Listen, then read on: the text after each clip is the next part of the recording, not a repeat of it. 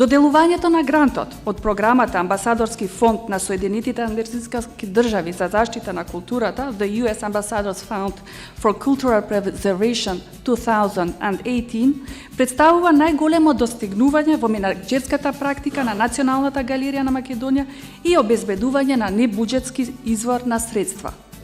Секој град има своји белези, своја историја и објекти кои некогаш биле дел од нечие минато, а денеска се културно-историски споменици ставени под заштита на државата.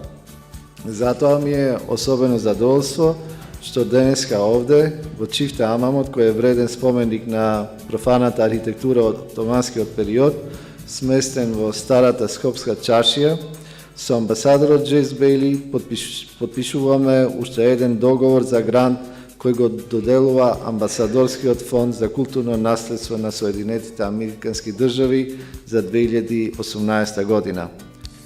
The Ambassadors Fund is a competitive grant, with U.S. embassies around the world sending in project proposals and judged by experts in Washington.